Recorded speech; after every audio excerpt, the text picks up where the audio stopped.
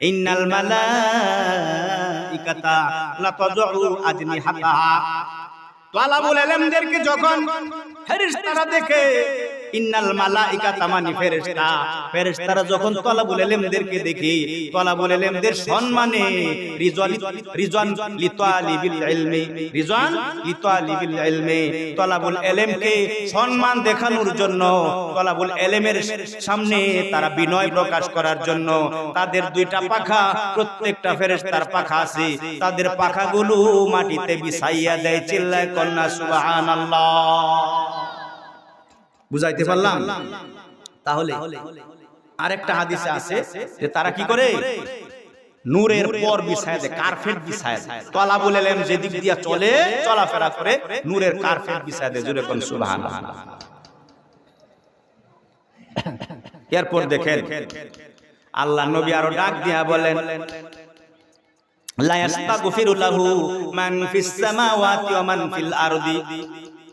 যারা ইলম অর্জন করে, যারা তালাবুল ইলম, দুনিয়ার মধ্যে, আসমানের মধ্যে যা কিছু আছে, যত মাখলুকাত আছে, এবং জমিনের মধ্যে যত মাখলুকাত আছে, এবং আসমান এবং জমিনের মধ্যবর্তী স্থানে যত মাখলুকাত আছে, এবং কি সমুদ্রের পানির নিচে মাছ পর্যন্ত, গর্তের পিপিলিকা পর্যন্ত যত মাখলুকাত আছে, সকল মাখলুকাত গুলো লা ইস্তাগফিরু লাহু, তাদের মাগফিরাতের জন্য দোয়া করে আল্লাহর কাছে ডাক দেয়া বলে, আল্লাহ গো তাদেরকে তুমি মাফ করে দাও, এই তালাবুল ইলমদেরকে তুমি ক্ষমা করে দাও, তালাবুল ইলমদেরকে তুমি মাফ করে দাও। চিল্লায় কন্যা সুবহানাল্লাহ।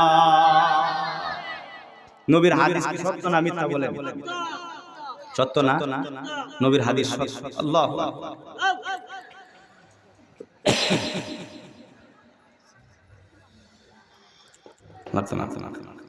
এরপর আল্লাহ নবী আরেকটা হাদিস কি বলে, ফকিহুন আশাদু আলা শাইতানি মিন আলফি আবিদিন। শয়তান একটা শক্তিশালী ব্যক্তি, এটা জানেন তো? শয়তান শক্তিশালী ব্যক্তি, এটা তো আপনারা জানেন। শয়তান কেমন শক্তিশালী? যারা শয়তান জিন্নাত, শয়তান জিন্নাতের মধ্য থেকে, আমি এখান থেকে যদি আমেরিকা যাইতে চাই, সম্ভব নাকি বলেন? স্বাভাবিক সিস্টেমে সম্ভব নাকি? আমেরিকা যাইতে হইলে যদি এখান থেকে হেলিকপ্টার দিয়ে উড়াল দিই, তাহলে মনে হয় 3-4 বা 5 ঘন্টা সময় লাগবে। একটা জিন, যদি ভালো জিন হোক খারাপ জিন হোক, একটা জিন যদি এখান থেকে যাইতে চায়, তাহলে আধা ঘন্টার মধ্যে আমেরিকা পৌঁছে যাবে। এই শক্তি আল্লাহ রাব্বুল আলামিন এই জিনকে দান করেছে। এই জিনকে কি করছে? দান করছে, সে যাইতে পারে। আচ্ছা, এই জিন মনের মধ্যে ওয়াসওয়াসা দিতে পারে। সূরা নাস আছে না? নাস আছে, আল্লাযী ইউওয়াসওয়িসু ফি সুদুরিন নাস, মানে মনের মধ্যে শয়তানরা ওয়াসওয়াসা দিতে পারে। এই ক্ষমতাও আল্লাহ রাব্বুল আলামিন তাদেরকে দান করছে। আমার ভাইয়েরা রে, তাহলে শয়তান শক্তিশালী। এই শয়তানের সাথে মোকাবেলা করার জন্য শক্তি লাগবে। কি লাগবে? শক্তি লাগবে। মোকাবেলা মানে আমরা যখন ইবাদত বন্দেগী করতে চাই, তখন শয়তান কি করে? আমাদের মনের মধ্যে ওয়াসওয়াসা দান করি, আমাদের মনের মধ্যে ওয়াসওয়াসা দান করি, নানান জিনিসের প্রতি আমাদেরকে মুভ করে ফেলে।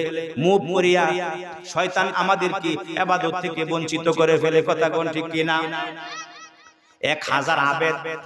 আবেদ কাকে বলে? যে শুধু ইবাদত বন্দেগী করে, আলেম না। যে ইবাদত বন্দেগী করে, আলেম না।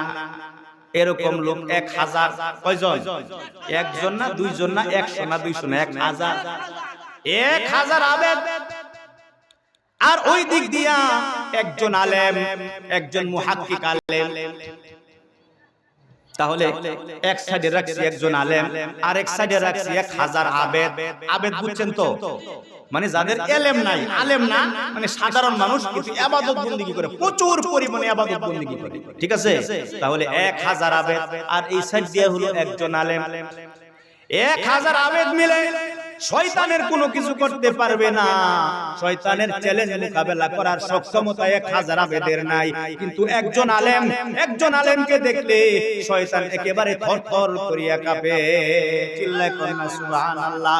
এই কথাটাই এই হাদিসের মধ্যে আল্লাহর নবীজি সাল্লাল্লাহু আলাইহি সাল্লাম উল্লেখ করেছেন। মসজিদে নববীর মধ্যে